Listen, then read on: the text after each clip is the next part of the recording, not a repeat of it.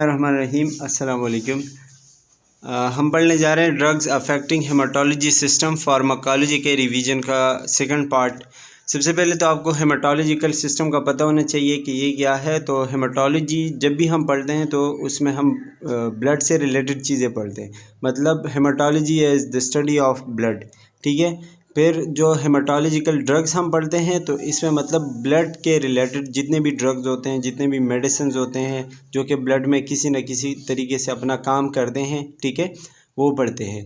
तो उस मेडिसिन से पहले आपको ब्लड के डिसऑर्डर का पता होना चाहिए। तो ब्लड में कुछ डिसऑर्डर होते हैं जैसे कि थ्रोम्बोसिस। थ्रोम्बोसिस मतलब ब्लड में किसी भी तरह का क्लॉट आना, ठीक है। ब्लीडिंग या बहुत ज़्यादा ब्लीडिंग होना। And anaemia. इनीमिया आपने पढ़ा होगा AHN में कि ब्लड की कमी आना बॉडी में। ये जो है मेजर डिसफंक्शन है, मतलब ब्लड के हवाले से ये तीन बहुत बड़े डिसफंक्शंस है, ठीक है। और इसके लिए जो है बहुत ज़्यादा मेडिसिन वगैरह की ज़रूरत पड़ती है। इसके लिए जो हम मेडिसिन इस्तेमाल करते हैं वो कौन कौन से हैं जो बहुत ज़्यादा कॉमन है, उसमें सबसे पहले एंटीकोगुलेंट्स आते हैं। एंटीकोगुलेंट जो है ये हम क्लॉट के ख़िलाफ़ यूज़ करते हैं, मतलब क्लॉट को ख़त्म करने के लिए यूज़ करते हैं। एंटी प्लेटलेट्स होते हैं, थ्रोम्बोलाइटिक्स होते हैं, एंटी हाइपरलिपिडेमिक्स होते हैं, एंटी एनेमिक्स, और इसके अलावा ड्रग्स टू ट्रीट ब्लीडिंग। ये एक एक जो है मतलब ब्लड के अंदर काम करते हैं, ठीक है।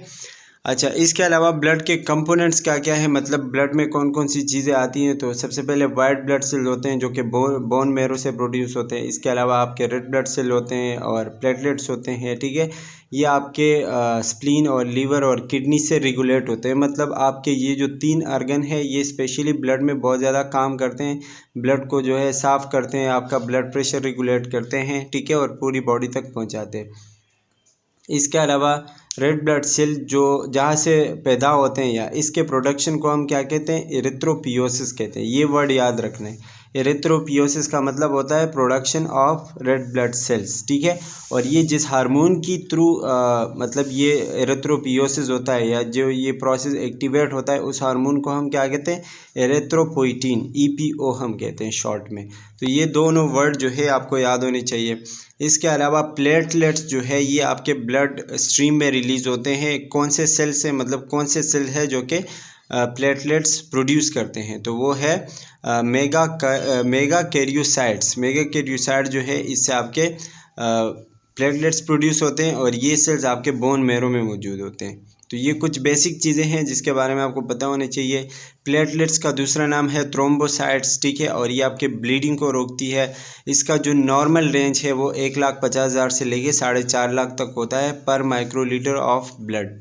ये जो मेन मतलब पॉइंट्स है ये याद रखना होगा आप लोगों। अब आते हैं ब्लड कोगुलेशन पे। ब्लड कोगुलेशन का मतलब होता है कि जब ब्लड में क्लॉट्स आ जाए, ठीक है, उसको हम क्या कहते हैं, ब्लड कोगुलेशन। क्लॉट क्या होता है, ये एक जेल लाइक स्ट्रक्चर होता है या एक मास होता है जो कि आपके ब्लड वेसल के अंदर जो है वो पाया जाता है। और स्पेशली हमारे बॉडी के अंदर एक किस्म के प्रोटीन्स होते हैं जिसको हम फाइब्रोनेजिन कहते हैं या फाइब्रिन्स कहते हैं, ठीक है, वो ये क्लॉट करवाते हैं। तो फाइब्रिन का आपको पता होना चाहिए कि फाइब्रिन क्या है, आपकी क्लॉटिंग फैक्टर है, मतलब ऐसी चीज़ें हैं जो कि क्लॉट बनाते हैं, ठीक है। फिर हम इसके लिए मुख्तलिफ़ किस्म के एंटीकोगुलेंट्स लेते हैं। अच्छा जी, एंटीकोगुलेंट जो है, अब ये क्लॉटिंग के ख़िलाफ़ हम जो ड्रग यूज़ करते हैं उसको हम एंटीकोगुलेंट्स कहते हैं और ये हमारे लीवर में प्रोड्यूस होते हैं। मतलब कुछ नेचुरल जो होते हैं वो हमारे लीवर में प्रोड्यूस होते हैं। अगर नेचुरल से काम नहीं हो पा रहा तो फिर हम बाहर से लेते हैं, और बाहर से जो ड्रग लेते हैं हम एज आ एंटीकोगुलेंट उसको हम कहते हैं हेपरिन। हेपरिन जो है ये एंटीकोगुलेंट्स के क्लास से ताल्लुक़ रखता है, मतलब ये एक ऐसा ड्रग है जो कि क्लॉट को ख़त्म करने के लिए हम देते हैं मरीज़ को, ठीक है।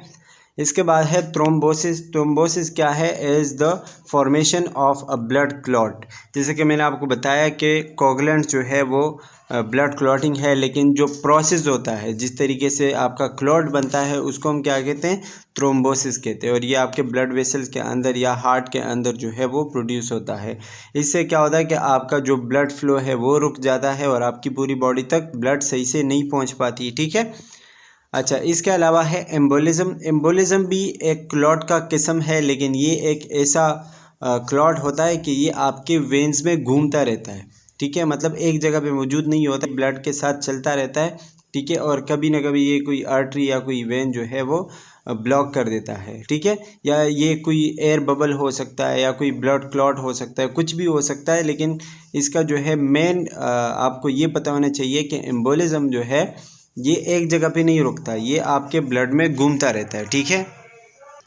अच्छा जी, प्रोथ्रोम्बिन और फाइब्रिनोजेन का तो मैंने आपको बता दिया कि ये क्या चीज़ें हैं। वो प्रोटीन है जो कि स्पेशली आपके लीवर में प्रोड्यूस होते हैं और क्या करते हैं, आपके ब्लड में क्लॉट करवाते हैं। अब आते हैं एंटीकोगुलेंट्स पे। एंटीकोगुलेंट्स में आपके मुख्तलिफ़ किस्म के ड्रग्स आते हैं, जैसे हेपरिन, वारफरिन, रिवारोक्सेबेन, ठीक है। ये क्या है, आपके एंटीकोगुलेंट्स ड्रग्स हैं। एंटीकोगुलेंट्स का मतलब कि मतलब क्लॉट के ख़िलाफ़ काम करने वाले, ठीक है। अब इसमें वारफरिन जो है इसको हम नॉर्मली ब्लड थिनर कहते हैं या स्पेशली जो है एंटीकोगुलेंट्स में आते हैं, और इसका काम क्या होता है कि ब्लड को थिन करना, बिल्कुल पतला कर देता है ताकि ये क्लॉट से गुजर जाए और जो क्लॉट होते हैं उनको ख़त्म करे। वारफरिन का काम आपको पता होना चाहिए कि क्या है। हेपरिन जो है ये आपके एंटी थ्रोम्बोन के ख़िलाफ़ काम करते हैं, ठीक है, मतलब ब्लड क्लॉट के ख़िलाफ़ काम करते हैं। ये भी एंटीकोगुलेंट्स में आते हैं और ये स्पेशली जो हार्ट अटैक के मरीज़ होते हैं, मतलब जिनको हार्ट अटैक होता है, ठीक है, तो हार्ट अटैक भी ब्लड क्लॉट की वजह से होता है, तो स्पेशली हेपरिन उनको दिया जाता है। वारफरिन और हेपरिन ये दोनों एंटीकोगुलेंट्स में आते हैं। अब इसके अलावा जो नेक्स्ट है दैट इज़ एनीमिया। एनीमिया एक कंडीशन है जिसमें आपके बॉडी में मतलब हेल्दी ब्लड नहीं प्रोड्यूस हो रही होती है, रेड ब्लड सेल की कमी आ जाती है, ऑक्सीजन की कमी हो जाती है, ठीक है, और इसकी वजह से जो है एनीमिया प्रोड्यूस होता है। एनीमिया बहुत सारे रीजंस की वजह से प्रोड्यूस होता है, जिसमें सबसे पहले B12 विटामिन B12 जो होते हैं उनकी कमी की वजह से भी एनीमिया होता है, ठीक है, और फॉलिक एसिड की कमी की वजह से भी एनीमिया होता है, ठीक है। अब ऐसे सिचुएशन में जब हमें B12 या फॉलिक एसिड की कमी की वजह से एनीमिया हो जाए तो फिर हम उसको ferrous sulphate vitamin C tablets देते हैं, ये आपको बताया गया ऊपर। और ये क्या है कि आयरन सप्लीमेंट्स है, मतलब ये ऐसे टेबलेट्स है या ऐसे मेडिसिन है जिसमें आयरन बहुत ज़्यादा पाए जाते हैं, ठीक है, और जब हम एनीमिया के पेशेंट को ये देते हैं तो उनकी आयरन की कमी पूरी हो जाती है। मतलब अगर किसी फ़ीमेल को जो है प्रेगनेंसी के दौरान उससे जो है बहुत ज़्यादा खून लॉस हुआ है, ब्लड लॉस हुआ है, ठीक है, तो उनको हम ये फेरस सल्फेट विटामिन C देते हैं और स्पेशली उनको फॉलिक एसिड भी देते हैं जो प्रेग्नेंट फीमेल लेती है, ठीक है। इसके अलावा जो जिस तरीके से मतलब आपको डॉक्टर ने बताया आपने उसी तरीके से लेना है, और स्पेशली ये जो फेरस सल्फेट विटामिन C होते हैं ये हम एम्प्टी स्टमक लेते हैं, मतलब खाने से पहले लेते हैं। तो इन चीज़ों के बारे में आपको पता होना चाहिए। So that's all about the haematological system. अच्छा जी, और next topic is anti cancer drugs. इसमें जो है आपको ड्रग्स के नाम याद करने होंगे, इसमें ऐसा कुछ कंसेप्चुअल चीज़ है नहीं कि मैं आपको बताऊं। सबसे पहले तो आपको कैंसर के बारे में पता होना चाहिए, इसके अंदर जो इम्पोर्टेंट चीज़ें हैं, ठीक है। कैंसर क्या है कि एबनॉर्मल सेल डिवीज़न है, जब आपके नॉर्मल सेल जो है वो बहुत ज़्यादा तेज़ी के साथ डिवाइड होने लग जाए, ठीक है। नॉर्मली जो है एक सेल 50 to 60 टाइम्स डिवाइड होता है, लेकिन कैंसर में जो है वो बहुत ज़्यादा तेज़ी के साथ डिवाइड होते हैं और बार बार डिवाइड होते हैं। इस सिचुएशन को हम कैंसर कहते हैं। ये कुछ फैक्ट्स लिखे गए हैं, ये बताने की ज़रूरत नहीं है, आप पढ़ सकते हैं, लेकिन इसमें दो चीज़ें बहुत इंपॉर्टेंट है कि लंग कैंसर जो है ये मेन में मतलब मेल जो है उसमें लंग कैंसर बहुत ज़्यादा कॉमन है और फीमेल में ब्रेस्ट कैंसर बहुत ज़्यादा कॉमन है। तो ये दो चीज़ें आपको पता होनी चाहिए कि मेल में कौन सा कैंसर कॉमन है और फीमेल में कौन सा कैंसर कॉमन है। इसके अलावा इसमें एक चीज़ बताई गई है न्यूप्लाज्म। न्यूप्लाज्म क्या है, कोई भी न्यू ग्रोथ आपकी बॉडी में कोई भी न्यू ग्रोथ हो जाए उसको हम क्या कहते हैं, न्यूप्लाज्म कहते हैं। और स्पेशली न्यूप्लाज्म जो है ये कैंसर की तरफ इशारा करता है। तो जब भी न्यूप्लाज्म का वर्ड आएगा तो मतलब कैंसर अभी स्टार्ट हुआ है, कि कैंसर की न्यू ग्रोथ हो रही है, ठीक है। कोई भी न्यू ग्रोथ, कोई भी न्यू टिश्यू जो कि आपके बॉडी में ग्रो हो रही है, ठीक है, और वो मेलिग्नेंट की तरफ जा रही हो तो उसको हम क्या कहते हैं, न्यूप्लाज्म कहते हैं। सेल प्रोलिफरेशन मतलब सेल जो है वो बार बार डिवाइड हो रही हो, उसकी वजह से कोई न्यू ग्रोथ हो रहा हो, दैट इज़ कॉल्ड न्यूप्लाज्म, ठीक है। अब इन कैंसर के जो मेडिसिन होते हैं, जो कैंसर की स्टडीज़ होती है, जो न्यूप्लाज्म और ट्यूमर की स्टडीज़ होती है, ठीक है, इनको जब हम पढ़ते हैं, इनके डेवलपमेंट्स, इनके डायग्नोसिस और ट्रीटमेंट्स के बारे में जब हम पढ़ते हैं तो इस ब्रांच ऑफ साइंस को क्या कहते हैं, ऑन्कोलॉजी कहते हैं। दो चीज़ें आ गई, न्यूप्लाज्म और ऑन्कोलॉजी, ठीक है। ऑन्कोलॉजी जब हम कैंसर के बारे में पढ़ते हैं, कैंसर के ग्रोथ के बारे में, उसके मेडिसिन के बारे में, उसके ट्रीटमेंट के बारे में, that will be called oncology, ठीक है। और कोई भी न्यू ग्रोथ जो क्या आपके बॉडी में हो रही हो, ठीक है, कोई भी ट्यूमर, कोई भी टिश्यू न्यू ग्रोथ, ठीक है, उसको हम न्यूप्लाज्म कहेंगे। I hope it's clear.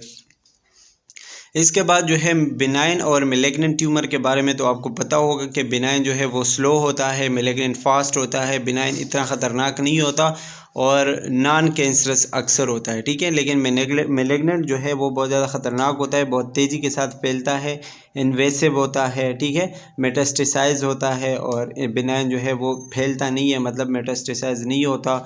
उसमें आप फ़र्क कर सकते हो बिनाइन में 2 सेल्स के दरमियान, और मेलेग्नेंट में आप फ़र्क नहीं कर सकते हो, ठीक है। इसके अलावा बिनाइन में जो सफिक्स आते हैं वो ओमा वगैरह, फाइब्रोमा आते हैं, ठीक है। और जो कार्सिनोमा वगैरह होते हैं या सार्कोमा आते हैं वो मेलेग्नेंट के साथ आते हैं। मतलब किसी भी वर्ड के साथ कार्सिनोमा आया या सार्कोमा आया तो वो मेलेग्नेंट ट्यूमर आपको शो करेगा। लेकिन ओमा आखिर में जैसे कि फाइब्रोमा आया, ठीक है, तो वो आपको बिनाइन शो करेगा। ये चीज़ें पता होनी चाहिए। फिर टाइप्स ऑफ कैंसर है कुछ, जैसे कि सबसे पहले उसमें कार्सिनोमा है। तो कार्सिनोमा जब आपके स्किन की या आपके टिश्यूज़ वगैरह की कैंसर हो जाए, जिसकी बाहर आउटर लाइनिंग जो है, ठीक है, उसकी कैंसर अगर हो जाए, या इंटरनल ऑर्गन्स की कैंसर हो जाए, उसको हम क्या कहते हैं, कार्सिनोमा कहते हैं। फिर इसके कुछ सब टाइप्स है। सब टाइप्स मतलब कार्सिनोमा के छोटे छोटे टाइप्स है, जिसमें एडिनो कार्सिनोमा आता है, बेसल सेल कार्सिनोमा आता है, स्क्वाइमस सेल कार्सिनोमा आता है, ट्रांजिशनल सेल कार्सिनोमा आता है। तो ये कुछ सब टाइप्स है कार्सिनोमा के। इसके अलावा सार्कोमा है। सार्कोमा आपके बोन, कार्टिलेज और फैट, मसल वगैरह, ब्लड वेसल्स, इन चीज़ों की जब कैंसर होती है तो उसको हम क्या कहते हैं, सार्कोमा कहते हैं, ठीक है। ल्यूकीमिया है। ल्यूकीमिया उन सेल्स का कैंसर है जहाँ से आपकी ब्लड प्रोड्यूस होती है, मतलब बोन मेरो और लिम्फोमा, माइलॉइड सेल वगैरह, ठीक है। लिम्फोमा और माइलोमा कौन से कैंसर होते हैं, आपके उन सेल्स का कैंसर जो कि आपके इम्यून सिस्टम में काम करते हैं, ठीक है, उनको हम लिम्फोमा या माइलोमा कहते हैं। सेंट्रल नर्वस सिस्टम कैंसर तो पता नाम से ही चलता है कि आपके स्पाइनल कार्ड और आपके ब्रेन वगैरह के टिश्यूज़ का कैंसर होना सेंट्रल नर्वस सिस्टम कहलाता है, सेंट्रल नर्वस सिस्टम का कैंसर कहलाता है, ठीक है। जर्म सेल कैंसर क्या होता है, जर्म सेल जब आपके टेस्टिकल्स, ओवेरियन कैंसर वगैरह होते हैं, मेल में टेस्टिकल और फीमेल में ओवेरियन कैंसर, मतलब जो सेक्सुअल सेल्स होते हैं या जो सेक्सुअल ऑर्गन्स होते हैं, ठीक है, उनका कैंसर होना, उनको क्या कहलाता है, जर्म सेल कैंसर, ठीक है। फिर इसके कुछ साइन सिम्टम्स होते हैं कैंसर के, जैसे कि वेट लॉस होगा, पुअर एपेटाइट, मतलब भूख वगैरह नहीं लगेगी, बहुत ज़्यादा स्वेटिंग होगी, ठीक है, स्पेशली नाइट में, और बहुत ज़्यादा दर्द होगा, सीवियर पेन होगा, न्यूरोलॉजिकल सिम्टम, मतलब दिमागी तौर पर भी बंदा थोड़ा सा डिस्टर्ब हो जाता है, अपीयरेंस में चेंज आता है, ब्लड आती है वोमिटिंग में, बहुत ज़्यादा कफ होता है स्पेशली लंग कैंसर में, ठीक है। और जिसको कोलोन कैंसर होता है उसके जो है बाउल चेंजेस आ जाते हैं, मतलब बाउल हैबिट में। और इसके अलावा फीवर वगैरह होता है स्पेशली ल्यूकिया और लिम्फोमा में। तो ये सारी चीज़ें आपको पता होनी चाहिए जब हम इसका डायग्नोज करते हैं। अच्छा जी, इसका हम डायग्नोसिस कैसे करते हैं कैंसर का, कि उसमें सबसे पहले हम बायोप्सी वगैरह करते हैं, मतलब जो ट्यूमर है उससे एक सेल लेके लेबॉर्ट्री में टेस्ट करवाते हैं, ठीक है, और एक्सरे वगैरह करते हैं, एमआरआई करते हैं, सीटी स्कैन करते हैं, ब्लड टेस्ट करते हैं, रेडियोलॉजी। खैर ये तो मतलब फार्माकोलॉजी के हवाले से इतने इंपॉर्टेंट नहीं, लेकिन पता होने चाहिए। ट्रीटमेंट ऑफ कैंसर में आपके मुख्तलिफ़ किस्म के ट्रीटमेंट्स आते हैं, कीमोथेरेपी, रेडियोथेरेपी। रेडियोथेरेपी में आपको एक चीज़ पता होनी चाहिए कि जब हम थायराइड कैंसर के लिए रेडियोथेरेपी करते हैं तो उसमें आयोडीन 131 यूज़ होता है। ये कोई शायद मतलब रेड रेज होंगे, ठीक है, आयोडीन रेज होंगे। आयोडीन 131 थायराइड कैंसर के लिए यूज़ होते हैं, और ब्रेस्ट कैंसर के लिए इरीडियम 192 यूज़ होते हैं। ये दोनों चीज़ें आपको याद होनी चाहिए। इसके अलावा सर्जरी करते हैं, इम्यूनोथेरेपी करते हैं, मतलब उसका इम्यून सिस्टम स्ट्रांग करवाते हैं। हार्मोन थेरेपी, जिन हार्मोन्स की वजह से जो है वो कैंसर होता है उनको हम सप्रेस करते हैं, या और कोई हार्मोन में चेंजेस करने की ज़रूरत हो तो वो करते हैं। और जीन थेरेपी करते हैं। जीन थेरेपी मतलब अगर जिस जीन की वजह से कैंसर हो रहा है या ख़राब हुआ है तो उसको रिप्लेस करते हैं, उसकी रिपेयर करवाते हैं। अब इसमें जो मोस्ट इम्पॉर्टेंट है ना वो है सेल साइकिल, और स्पेशली जो एमसीक्यूज़ आएंगे वो भी इसी से ज़्यादातर आएंगे। सेल साइकिल के जो फेजेज़ है वो पता होने चाहिए, G0, G1, S phase, G2 और M फेज़। ये 3-4 फेजेज़ है जो कि याद होनी चाहिए। 4 फेजेज़ हैं जिसमें G1 से स्टार्ट होता है, फिर उसके बाद आता है सिंथेसिस जिसको हम S फेज़ कहते हैं, फिर गैप 2 जिसको हम G2 कहते हैं, और माइटोसिस। ठीक है, ये 4 फेजेस से गुजर के पूरा सेल आपका डिवाइड होता है, और ये एक नॉर्मल डिवीज़न होता है। मतलब सेल जिस तरीके से नॉर्मल डिवाइड होता है ना, तो इन 4 स्टेजेस से गुजरता है। ठीक है, अब ये जो है मतलब फिर कुछ स्टेज जिसमें ऐसे आ जाते हैं कि मतलब माइटोसिस से गुजर के कुछ सेल G0 फेज़ में चले जाते हैं। G0 फेज़ का मतलब होता है कि फिर वो आगे डिवाइड नहीं होता, और कुछ ऐसे होते हैं जो फिर से G1 फेज़ में मतलब फिर से डिवाइड होता है अगर उनको मौका मिलता है। ठीक है, तो ये 4 फेजेस इसके बारे में आपको पता होने चाहिए। ठीक है, और फिर जब माइटोसिस में ये आते हैं तो माइटोसिस में ये डिवाइड होते हैं। अब आगे आपको वही बताया गया कि G1 फेज़ में क्या होता है कि आपके सेल का साइज़ इंक्रीज़ होता है, जो सेलुलर कंटेंट्स हैं मतलब सेल के अंदर जो चीज़ें हैं वो डुप्लीकेट हो जाती है, वो डबल हो जाती हैं। क्यों डबल होती हैं? क्योंकि आगे आपके सेल ने डिवाइड होना है। ठीक है, तो वो डबल हो जाती है। फिर एस फेज़ आता है। इस फेज़ में क्या होता है? डीएनए रेप्लिकेशन हो जाती है। बहुत ज़्यादा इंपॉर्टेंट है कि डीएनए रेप्लिकेशन कहाँ होती है? एस फेज़ में होती है। और डीएनए जैसे कि आपको पता है हमारे बॉडी में 46 क्रोमोसोम्स होते हैं 23 पेयर्स में। ठीक है, तो वो भी इस फेज़ में रिप्लिकेट हो जाते हैं क्योंकि आगे सेल्स ने डिवाइड होना होता है तो आगे सेल में जाते हैं। ठीक है, फिर उसके बाद G2 फेज़ होता है, उसमें आपका सेल मज़ीद ग्रो होता है और जो प्रोटीन्स और ऑर्गेनेल्स वगैरह होते हैं वो भी सेल डिवीज़न के लिए तैयार होते हैं, तो फिर आगे जाके वो आपका सेल डिवाइड होता है। एम फेज़ में जो है वो साइटोकाइनेसिस वगैरह होते हैं, मतलब जो रस्सियाँ वगैरह होती हैं ना, फाइबर लाइक स्ट्रक्चर्स होती है आपके सेल्स के अंदर। या आपने शायद 9th-10th में पढ़ा होगा बहुत डिटेल के साथ। ठीक है, तो उस माइटोसिस होता है, फिर ये साइटोकाइंस आके आपके सेल को अलग करते हैं और 2 डॉटर सेल्स में डिवाइड होता है। ये होता है पूरा माइटोसिस का प्रोसेस, जिस तरीके से आपका सेल डिवाइड होता है। फिर G0 फेज़ जो है इसको हम मतलब वो फेज़ कहते हैं कि जिसमें अगर कोई सेल मज़ीद डिवाइड होने के काबिल नहीं है या वो नहीं डिवाइड होना चाहता तो वो G0, इसको हम G0 फेज़ भी कहते हैं, G0 फेज़ में चला जाता है। अगर उसको मौका मिलता है, ठीक है, और फिर वो आगे होने के काबिल है तो फिर से वो G1 फेज़ में चला जाता है। तो ये इसी तरह का एक साइकिल है जो कि चलता रहता है। G1 फेज़, फिर S फेज़, फिर G2 फेज़, फिर M फेज़, और M फेज़ के बाद या तो G0 में जाएगा या फिर उसके बाद G1 में दोबारा जाएगा। ये पूरा प्रोसेस है सेल डिवीज़न का। अब इसके अलावा जो है most important anti cancer drugs में वो है TNM क्लासिफिकेशन। TNM क्लासिफिकेशन मतलब ये कि हमें ट्यूमर का पता कैसे चलता है, कैंसर का पता कैसे चलता है। TNM 3 वर्ड्स है, तो इससे हमें T जो है वो हमें ट्यूमर के बारे में बताता है कि ट्यूमर का साइज़ कितना है। N जो हमें बताता है कि लिम्फ नोड उसमें इन्वॉल्व है या नहीं है, ठीक है, जब हम कैंसर का टेस्ट करते हैं। और M जो है वो हमें बताता है मेटास्टेसिस के बारे में कि जो कैंसर है वो मेटास्टेसाइज हो रहा है या नहीं। ठीक है, अच्छा जी, TNM जो है उसमें सबसे पहले T आपको ट्यूमर के बारे में बताते हैं, उसके कुछ स्टेजेस है। जैसे कि TX है, तो TX में हम बताते हैं ट्यूमर के नॉट बी इवॉल्वेटेड, मतलब इसमें अभी ट्यूमर का पता नहीं चल रहा। TX जब भी आएगा तो ट्यूमर का पता उसमें नहीं चलेगा।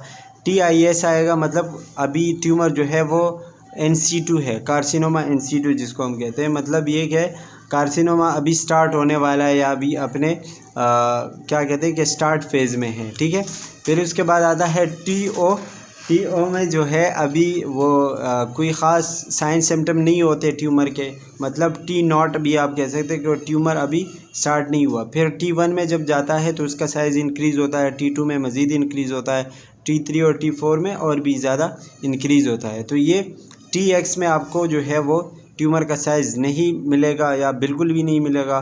TIS में जो है कैंसर अपने शुरुआत में होगा। ठीक है, TO जो होगा या T0 जो होगा उसमें ट्यूमर जो है उसके कोई साइन सिम्टम नहीं होंगे। फिर T1 जब आएगा तो T1 में थोड़े से ट्यूमर्स आएंगे, T2 में जो है वो मज़ीद ज़्यादा होंगे, T3 में जो है और भी ज़्यादा होंगे, और T4 तक ये जो है वो लास्ट स्टेज होगा कैंसर का। फिर इसके बाद है N जो है वो आपको लिम्फ नोड्स के बारे में बताएगा, और वो भी सेम है कि NX होगा तो लिम्फ नोड्स अभी इन्वॉल्व नहीं है। ठीक है, NO में जो है वो अभी थोड़े थोड़े मतलब लिम्फ नोड जो है वो ट्यूमर जो है वो अभी लिम्फ नोड तक नहीं पहुँचे। N1 में जो है वो फिर उसमें थोड़े थोड़े इन्वॉल्व हो जाते हैं, NC2 जिसको हम कहते हैं। फिर N2 में जो है वो मज़ीद फैलता है और N3 में अच्छा खासा वो मतलब जितने भी लिम्फ नोड्स होंगे उस रीजन के उसमें फैल जाता है, ठीक है। फिर M पे आता है मेटास्टेसिस। मेटास्टेसिस का तो आपको पता है कि जो मैलिग्नेंट ट्यूमर्स होते हैं, जो कैंसर सेल होते हैं, उनका डिवाइड होना। तो MX होगा, MX में मतलब मेटास्टेसिस नहीं होगा। MO में भी जो है बहुत ज़्यादा नहीं होगा, थोड़ा सा होगा, ठीक है। M1 में जो है वो अपने रीजन में जितना भी मतलब उसका एरिया है, ठीक है, उसमें फैल जाएगा और उसमें जो है लिम्फ नोड भी वो क्रॉस कर सकता है, मतलब लिम्फ नोड तक भी वो पहुंच सकता है। फिर ये आपको एक डायग्राम के थ्रू बताया गया है कि किस तरह जो है DNA रिप्लिकेशन होती है, क्रोमोसोम वगैरह, फ्री न्यूक्लियोटाइड्स वगैरह, ठीक है। अच्छा जी, अब इसके अलावा जो ड्रग्स है, एंटी न्यूप्लास्टिक है या कैंसर ड्रग जो है, ये बहुत ज़्यादा इंपॉर्टेंट है। इसमें कोई कंसेप्ट या कोई भी चीज़ ऐसी नहीं है जो मैं आपको समझाऊं, बस आप लोगों ने ये ड्रग्स याद करने हैं। और ये specially cell cycle specific agent है। स्पेसिफिक एजेंट्स का मैंने आपको एंटी डायरियल में भी बताया था कि मतलब जिस फेज़ में जो ड्रग्स है वो उसी फेज़ पे काम करेंगे। जैसे कि G1 फेज़ के जो ड्रग्स है वो G2 में काम नहीं करेंगे या S में काम नहीं करेंगे, ठीक है। या M फेज़ के जो ड्रग्स है वो S फेज़ में काम नहीं करेंगे। ये स्पेसिफिक है, हर फेज़ के लिए अपने अपने ड्रग्स है। तो ये स्पेसिफिक और नॉन स्पेसिफिक ये दोनों आपको पता होने चाहिए। G1 फेज़ में जो है आपके एस्पाराजिनेज आता है, प्रेडनेसन आता है, आइपोस्पेमाइड आता है, ठीक है। फिर आपके इस फेज़ में कार्बोप्लेटिन और सिट्राबीन और मेथोट्रेक्सेट, फ्लोरोयूरासिल, थायोगोनिन, ये सारे ड्रग्स आते हैं। ये आप पढ़ लीजिएगा और देख लीजिएगा, क्योंकि इसमें कोई कंसेप्चुअल चीज़ है नहीं, बस आप लोगों ने याद करने हैं, ठीक है।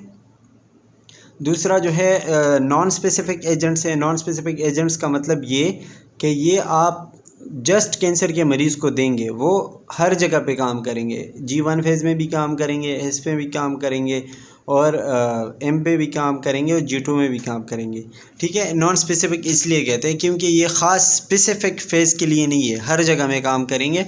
तो स्पेसिफिक और नॉन स्पेसिफिक के दरमियान आपको फ़र्क पता होना चाहिए और इनके ड्रग्स कम से कम 3-4 हर जो है वो हर फेज़ से याद होनी चाहिए। इसमें अल्काइलेटिंग एजेंट्स में यही ड्रग आते हैं, क्लोराम्ब्यूसिल है, पता नहीं क्या लिखा हुआ है, साइक्लोफॉस्फेमाइड है, सिस्टाप्लाटिन है, ये सारी जो है वो एंटीबायोटिक्स भी यूज़ होते हैं। तो ये आप देख लें और याद कीजिएगा। अच्छा, फिर इसके अलावा जो है मुख्तलिफ़ किस्म के क्लासिफिकेशंस होती हैं, जैसे कि सेल साइकिल के लिए हम देते हैं एंटी मेटाबोलाइट्स। एंटी मेटाबोलाइट्स वो ड्रग्स होते हैं जो आपके DNA सिंथेसिस में इंटरफेयर करता है। मतलब जब आप ये देते हो तो कैंसर के जो सेल्स होते हैं जिसमें DNA सिंथेसिस होता है और DNA रिप्लिकेट होता है बार बार, तो ये ड्रग्स उन DNA रिप्लिकेशन को रोकता है, उसमें इंटरफेयर करता है। कौन कौन से ड्रग्स है? स्पेशली ये इस फेज़ में जाकर काम करते हैं। 5FU 5 मतलब फ्लोरोयूरासिल होता है, ठीक है। MTX और फोलिक एसिड, ये जो स्पेशली जो रेड कलर के हैं ना, बहुत ज़्यादा इंपॉर्टेंट है। इसके अलावा विन का अल्कोलाइड्स है, तो ये आपके स्पेंडल फाइबर जो फॉर्मेशन होती है, जो सेल को डिवीज़न की तरफ लेके जाते हैं, ठीक है, उनको रोकता है, ठीक है। तो ये पता होने चाहिए। अल्काइलेटिंग एजेंट जो होते हैं ये आपके DNA को अल्टर करता है, मतलब आपको जो है DNA में जो चेंजेस होते हैं ड्यूरिंग कैंसर, ठीक है, उनको रोकता है। नाइट्रोजन मस्टर्ड इसमें आते हैं और बिसल्फान वगैरह। एंटी ट्यूमर होते हैं, मतलब ट्यूमर के ख़िलाफ़ जो हम यूज़ करते हैं, DNA RNA को जो है वो चेंज करते हैं। हार्मोनल एजेंट होते हैं जिसमें वो मतलब रिसेप्टर ग्रोथ वगैरह के लिए वो हम यूज़ करते हैं। तो ये स्पेसिफिक चीज़ें हैं जो कि याद होनी चाहिए।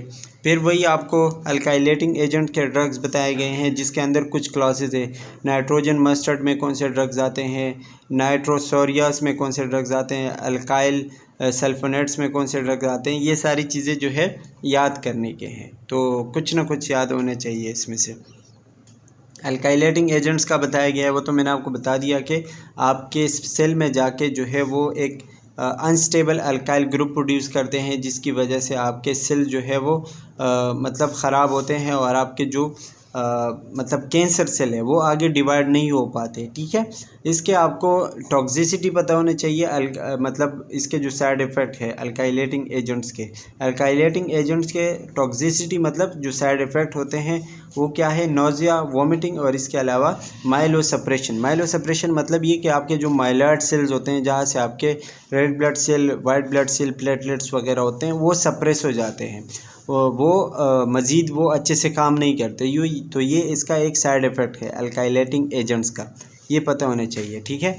इसके अलावा एंटी मेटाबोलाइट्स है, एंटी मेटाबोलाइट्स के भी आपको जो है वो टॉक्सिसिटी पता होनी चाहिए, मतलब ये एनालॉग ऑफ फॉलिक एसिड है। हम एज अ फॉलिक एसिड देते हैं या जो है आयरन की कमी की सूरत में देते हैं। मुख्तलिफ़ किस्म के रिडक्टेज एंजाइम होते हैं, ठीक है। इसका भी आपको क्या होता है कि साइड इफ़ेक्ट, जिसमें माइलोसप्रेशन का तो मैंने आपको बता दिया, वही होगा। म्यूकोजल अल्सरेशन मतलब ज़ख़म वगैरह होंगे आपके म्यूकस लेयर में, जीआईटी के जो म्यूकस लेयर होते हैं, ठीक है। और इसके अलावा नोज़िया, वोमिटिंग भी हो सकता है। ये आपको एक डायग्राम के थ्रू बताया गया है, लेकिन अब ये मतलब कंसेप्ट नहीं क्लियर हो सकता इस पर, ठीक है। इसके अलावा 5 फ्लोरोयूरासिल है। फ्लोरोयूरासिल भी आपके उसी कैंसर जो है उसी में काम करते हैं। और ये थायमीन का जो है वो, जैसे कि आपने पढ़ा हो कर के डीएनए में हम थायमीन यूज़ करते हैं और आरएनए में हम थायमीन की जगह यूरासिल यूज़ करते हैं। तो ये थायमीन का एक एनालॉग है, मतलब उसकी शक्ल का एक दूसरा सेल है, ठीक है। ये भी आपके जो है वो कैंसर में काम करते हैं। तो ये ड्रग्स है, कुछ पता होने चाहिए। इसके अलावा फिर से वही टीएनएम स्टेजिंग बताया गया है, तो ये तो मैंने आपको बता दिया है। I hope it's clear. अब एक और स्लाइड रहता है, that is about constipation. So moving towards constipation. अच्छा जी, और next topic is drugs use in the treatment of constipation. तो जैसे कि आपको पता है कि हमारा गैस्ट्रोइंटेस्टाइनल ट्रैक होता है, उसमें जो है हमारे बॉडी के मुख्तलिफ़ पार्ट्स इन्वॉल्व होते हैं और उसका जो है उसके अंदर एक कंट्रैक्टाइल मोशन होता है, मतलब एक जिसको हम पेरिस्टाल्टिक मोशन कहते हैं, ठीक है। वो होता है जो कि हमारे बॉडी के मुख्तलिफ़ किस्म के चीज़ों को एब्जॉर्व करता है। कुछ ऐसी चीज़ें होती हैं जिनको सीक्रेट करता है, ठीक है। ये सारी चीज़ें जो है आपके नर्वस सिस्टम से कंट्रोल होता है, जिसको हम एंटेरिक नर्वस सिस्टम कहते हैं। एंटेरिक नर्वस सिस्टम मतलब जहाँ से आपके इंटेस्टाइन्स वगैरह कंट्रोल है, ठीक है।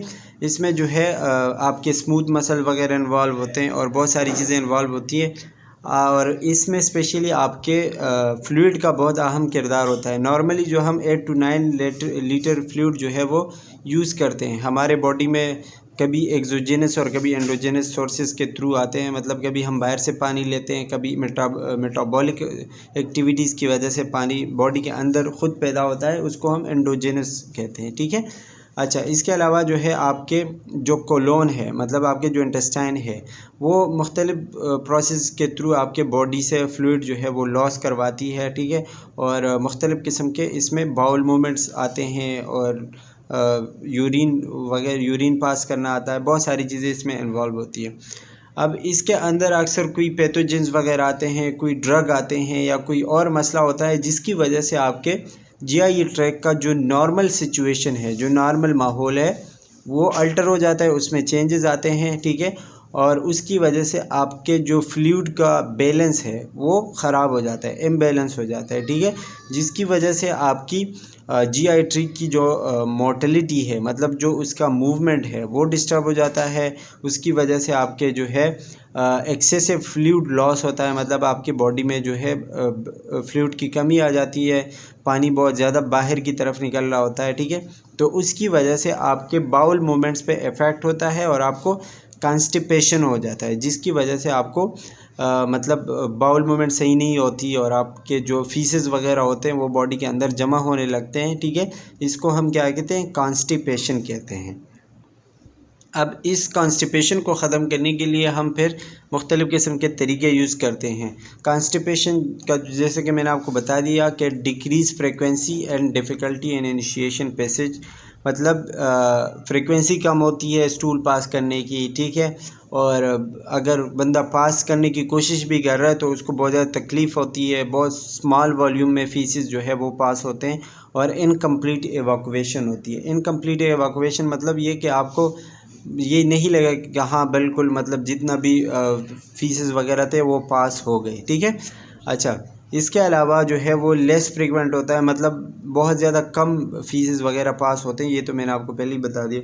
इसके कॉजेज़ कुछ होते हैं, मतलब किस वजह से आपको कॉन्स्टिपेशन हो सकती है। तो सबसे पहला कि आपके डाइटरी फाइबर जो है वो कम है, आप डाइट में फ़ाइबर नहीं लेते हैं, मतलब ऐसी चीज़ें नहीं खाते जो कि आपके जीआई ट्रैक के जो है मोटिलिटी को स्मूथ बनाए, ठीक है। या कोई और न्यूरोजेनिक मसला हो सकता है, मतलब आपके दिमागी कोई मसला हो सकता है, या जीआई ट्रैक का सिस्टमिक कोई इलनेस हो सकती है, पूरे सिस्टम में कोई मसला है, ऐसा कुछ है तो ये आपको बताएगी कि आप अपने फिजिशियन से जो है वो रुजू करें, ठीक है। अच्छा, इसमें जो हम ड्रग्स इस्तेमाल करते हैं for the treatment of constipation, उसको हम कहते हैं लेक्सेटिव्स। लेक्सेटिव्स के अंदर आपके बहुत सारे ड्रग्स आते हैं, जैसे कि एप्रेंट्स, प्यूरजेटिव्स और कैथार्टिक्स, ठीक है। लेक्सेटिव्स और एप्रेंट जो है ये हम माइल्डर एक्शन के लिए देते हैं, मतलब छोटा मोटा कोई मसला है, कोई कॉन्स्टिपेशन है, उसके लिए देते हैं लेक्सेटिव और एप्रेंट्स, ठीक है। प्यूरजेटिव्स और कैथार्टिक जो है ये स्ट्रॉन्गर एक्शन के लिए होते हैं, मतलब जब ज़्यादा सख्त एक्शन लेने की ज़रूरत होती है तो फिर ये देते हैं। और कैथार्टिक जो है मतलब कम्प्लीटली एम्प्टिंग और क्लेंजिंग जो है, मतलब हमने पूरा जो है वो स्मॉल इंटेस्टाइन लार्ज इंटेस्टाइन को एवाकुएट करवाना होता है, खाली करवाना होता है, ठीक है। तो फिर हम कैथार्टिक देते हैं। तो इनके जो मुख्तलिफ़ किस्म के क्लासेस है ये पता होने चाहिए, और कब कब देते हैं, माइल्डर एक्शन में कौन से देते हैं, स्ट्रॉन्गर में कौन से देते हैं, ये पता होने चाहिए।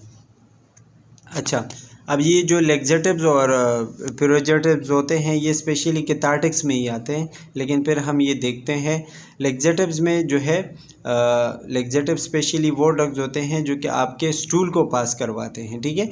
और प्यूरजेटिव्स वो होते हैं जो कि स्टूल को पानी की शक्ल में पास करवाते हैं, मतलब उसको बहुत ज़्यादा पतला करके बहुत ज़्यादा उसमें पानी मिला के पास करवाना, ये प्यूरजेटिव्स का काम है, मतलब वाटरी स्टूल बनाना। और लेक्सेटिव जो है वो मतलब जैसे नॉर्मल होता है, ठीक है, वैसे ही बनाना। तो दोनों के दरमियान जो फ़र्क है वो पता होनी चाहिए। फिर इसमें जो है वो हम मुख्तलिफ़ किस्म के चीज़ें और भी लेते हैं, जैसे बल्क फॉर्मिंग चीज़ें लेते हैं। ये मैंने आपको एंटी डायरियल में भी बताया था कि स्पेगोल वगैरह लेते हैं, या डाइट्री फाइबर लेते हैं, या सीलियम का मैंने आपको बता दिया था कि बल्क फॉर्मिंग होता है, या मिथाइल सेलुलोज। ये ऐसे ड्रग्स होते हैं जो बल्क फॉर्मिंग होते हैं, मतलब वाटर को जो है एब्जॉर्ब करते हैं, ठीक है। तो ये भी हम देते हैं ताकि वो क्या हो कि कॉन्स्टिपेशन आसानी के साथ ख़त्म हो। और ये क्या करते हैं कि आपके जो पेरिस्टाल्टिक मूवमेंट होता है आपके जीआईटी ट्रैक का, ठीक है, उसको इंक्रीज़ करवाते हैं। तो ये इंक्रीज़ पेरिस्टाल्टिक मूवमेंट के लिए हम कौन से ड्रग्स यूज़ करते हैं, डाइट्री फाइबर यूज़ करते हैं, सीलियम यूज़ करते हैं, स्पेगोल वगैरह, और मिथाइल सेलुलोज। इसका जो है काम कैसे होता है, मतलब मैकेनिज़्म ऑफ एक्शन क्या है कि डाइट्री फाइबर जो हम लेते हैं इसको हम ब्रेन भी कहते हैं, ब्रेन डाइट्री फाइबर्स को कहते हैं। ये जो है आपके मतलब मुख्तलिफ़ किस्म के जो फ्लूइड वगैरह होते हैं, जो डाइट होते हैं, ठीक है, उनको एब्जॉर्ब करते हैं, ठीक है। और आपके क्या कहते हैं कि इंटेस्टाइन तक फ्लूइड लेके आते हैं। जब इंटेस्टाइन तक फ्लूइड लेके आते हैं तो आपका जो फीसेस वहाँ पे जमा होता है, ठीक है, वो क्या होता है कि सॉफ्ट होने लग जाता है, और इसी तरीके से वो बाहर की तरफ आने लगते हैं। इसके अलावा जो है हम सेलाइन लेक्सेटिव्स वगैरह यूज़ करते हैं, मतलब फ्लूइड टाइप जो है वो चीज़ें होती हैं, सिरप वगैरह, जिसमें क्या होता है कि MgSO4 वगैरह आते हैं, सोडियम फास्फेट आते हैं, और इसके अलावा लेक्टुलोज, सर्बिटोल और पॉलीथाइलिन ग्लाइकोल वगैरह। ये क्या है कि आपके सेलाइन लेक्सेटिव है। सेलाइन लेक्सेटिव्स का मतलब ये कि ये लिक्विड टाइप चीज़ें हैं जिसको हम लेते हैं कंस्टिपेशन को ख़त्म करने के लिए। ये क्या करते हैं कि आपके ल्यूमेन में, मतलब आपके गट में जो है वो ऑस्मोटिक प्रेशर इंक्रीज़ करते हैं। ऑस्मोटिक प्रेशर का मतलब ये कि वहाँ पे पानी को ज़्यादा बढ़ाते हैं, पानी की लेवल को इंक्रीज़ करते हैं, वाटर लेवल को, ठीक है, जिसकी वजह से जो फीसेस वहाँ पे जमा हो चुके होते हैं वो बिल्कुल सॉफ्ट होके निकलते हैं, ठीक है। ये होते हैं सेलाइन लेक्सेटिव्स का काम और मैकेनिज़्म ऑफ एक्शन। ये भी तो मैंने आपको बताया। अब इसके आपके डिसएडवांटेज पे आते हैं, मतलब जब हम ज़्यादा ये लेक्सेटिव्स वगैरह देते हैं, ये स्टूल सॉफ्टनर देते हैं, ठीक है, तो इसका नुकसान क्या होता है, डिसएडवांटेज क्या होता है। स्टूल सॉफ्टनर देते हैं, ठीक है, तो उसमें जो है पानी बहुत ज़्यादा एब्जॉर्ब होता है, और स्टूल सॉफ्टनर में आधी क्या क्या चीज़ें हैं, डिक्यूसेट और लिक्विड पैराफिन, ये पता होना चाहिए कि ये क्या चीज़ें हैं, स्टूल सॉफ्टनर है। अच्छा, अब ये जो है डिटर्जेंट एक्शन करवाता है, मतलब ये क्या करते हैं कि आपके जैसे कि मैंने आपको बता दिया कि स्टूल सॉफ्टनर है, तो मतलब ये आपके सेल्स का जो मेम्ब्रेन्स होते हैं, जो चीज़ें होती हैं, ठीक है, सेल के इर्द गिर्द, उनको थोड़ा सा डिसरप्ट करते हैं, मतलब ख़राब कर देते हैं, जिसकी वजह से अक्सर कोई मतलब पैथोजेनिक चीज़ें भी सेल्स के अंदर चली जाती हैं। इस वजह से ये इसका एक डिसएडवांटेज है, ठीक है, डिक्यूसेट का और लिक्विड पैराफिन का। इसके अलावा ये एक पेट्रोलियम हाइड्रोकार्बन्स होते हैं, मतलब इसमें जो है हाइड्रोकार्बन वगैरह ज़्यादा होते हैं, तो उसका भी थोड़ा बहुत नुकसान हमारे बॉडी को पहुंचता है। तो इसके डिसएडवांटेजेस के बारे में भी आपको पता होना चाहिए। स्टूल सॉफ्टनर में आती क्या क्या चीज़ें हैं ये आपको बताया गया है। एंथ्रोक्विनोन्स है, ठीक है, इमोडिन के नाम से आते हैं, या बेसाकोडाइल है, सोडियम पिकोसल्फेट है, सेना है, या कैस्टर ऑयल है, ठीक है, ये आपके स्टूल स्टिमुलेंट्स में आते हैं, मतलब स्टूल सॉफ्टनर में आते हैं।